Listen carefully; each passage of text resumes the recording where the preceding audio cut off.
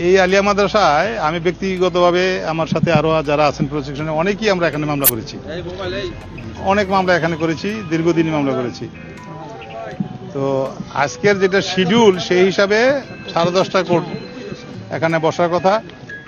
সেই প্রেক্ষিতে আমাদের মাননীয় বিচারক যিনি আছেন, ওনার স্টাফ এবং প্রসিকিউটিং আমরা যারা আছি সবাই আমরা অ্যাকর্ডিংলি রওনা দিয়েছি। রাস্তায় কিছু প্রতিবন্ধকতার কারণে একটু দেরি হয়েছে আমাদের এসে পৌঁছতে। আর বিচারক মহোদয় যতটুকু শুনেছি তিনিও এক জায়গায় প্রতিবন্ধকতার সম্মুখীন হয়ে আছেন। আমরা অপেক্ষায় আছি যে উনি এখানে হয়তো আসবেন। আর আমি যেটা বলবো সেটা হলো যে নিশ্চিতভাবে বা অবশ্যই এই মামলাটার যেই পর্যায়ে আছে, এখন জামিন শুনানির পর্যায়ে আছে, এটা নিষ্পত্তি করার জন্য প্রসিকিউশন আন্তরিক, আমার জানা মতে আমাদের মাননীয় বিচারকও আন্তরিক, আসামি পক্ষ থেকে যেভাবে